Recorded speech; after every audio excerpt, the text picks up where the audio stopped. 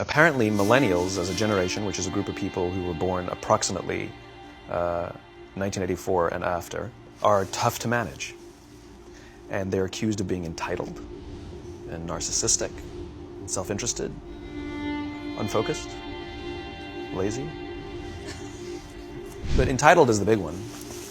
And because they confound leadership so much, what's happening is leaders are asking the millennials, what do you want? And millennials are saying, we want to work in a place with purpose, love that. We want to make an impact, whatever that means.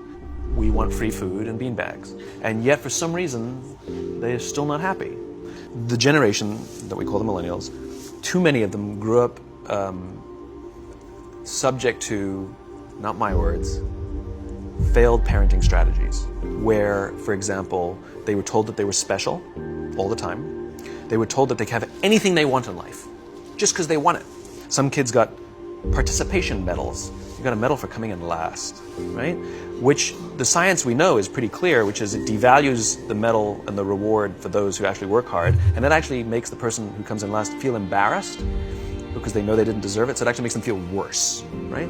So you take this group of people, and they graduate school, and they get a job, and they're thrust into the real world, and in an instant, they find out they're not special, their moms can't get them a promotion, that you get nothing for coming in last, and by the way, you can't just have it because you want it, right? And in an instant, their entire self-image is shattered.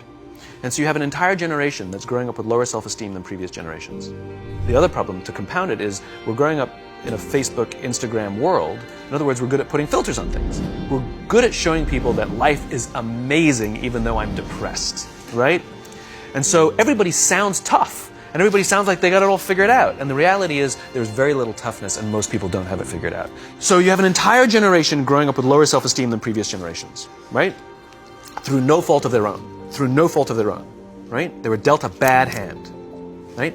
Now let's add in technology. We know that engagement with social media and our cell phones releases a chemical called dopamine. That's why when you get a text, it feels good. So, we've all had it where you're feeling a little bit down or feeling a bit lonely, and so you send out 10 texts to 10 friends, hi, hi, hi, hi, hi, because it feels good when you get a response, right? Right? It's why we count the likes. It's why we go back 10 times to see if my Instagram is growing slower. Did I do something wrong? Do they not like me anymore? Right? The trauma for young kids to be unfriended, right? Because we know when you get it, you get a hit of dopamine, which feels good. It's why we like it. It's why we keep going back to it. Dopamine is the exact same chemical that makes us feel good when we smoke, when we drink, and when we gamble. In other words, it's highly, highly addictive. You have an entire generation that has access to an addictive, numbing chemical called dopamine through social media and cell phones as they're going through the high stress of adolescence. Why is this important?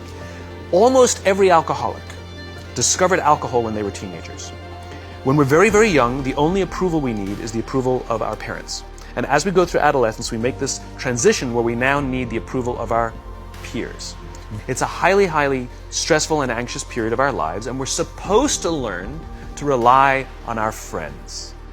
What's happening is because we're allowing unfettered access to these dopamine-producing devices and media, basically it's becoming hardwired, and what we're seeing is as they grow older, too many kids don't know how to form deep, meaningful relationships. Their words, not mine. They will admit that many of their friendships are superficial.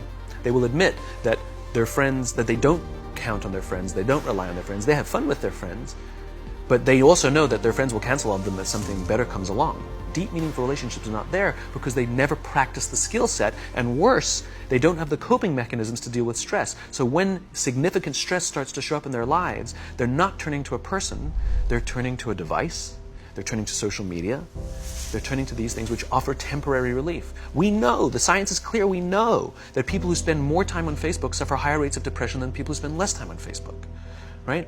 These things balanced. Alcohol is not bad. Too much alcohol is bad. Gambling is fun. Too much gambling is dangerous. Right? There's nothing wrong with social media and cell phones. It's the imbalance.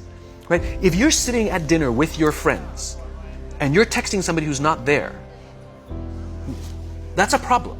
That's an addiction. If you're sitting in a meeting with people you're supposed to be listening to and speaking, and you put your phone on the table, face up or face down, I don't care, that sends a subconscious message to the room that you're just not that important to me right now, right? That's what happens. And the fact that you cannot put it away is because you are addicted, right? If you wake up and you check your phone before you say good morning to your girlfriend, boyfriend, or spouse, you have an addiction. And like all addiction, in time, it'll destroy relationships, it'll cost time, and it'll cost money, and it'll make your life worse. Everything you want, you can have instantaneously. Everything you want, instant gratification. Except job satisfaction and strength of relationships, there ain't no app for that. They are slow, meandering, uncomfortable, messy processes. And so I keep meeting these wonderful, fantastic, idealistic, hardworking, smart kids. They've just graduated school. They're in their entry-level job. And I sit down with them and I go, how's it going? They go, I think I'm going to quit. I'm like, why? They're like, I'm not making an impact. I'm like, you've been here 8 months. You know? It's as if they're standing at the foot of a mountain and they have this abstract concept called impact that they want to have in the world, which is the summit. What they don't see is the mountain. I don't care if you go up the mountain quickly or slowly, but there's still a mountain. And so what this young generation needs to learn is patience. That some things that really, really matter, like love, or job fulfillment, joy, love of life, self-confidence, a skill set, any of these things, all of these things take time.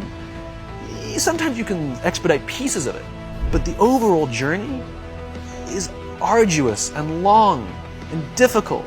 We now have a responsibility to make up the shortfall and to help this amazing, idealistic, fantastic generation build their confidence, learn patience, learn the social skills, find a better balance between life and technology. Because, quite frankly, it's the right thing to do.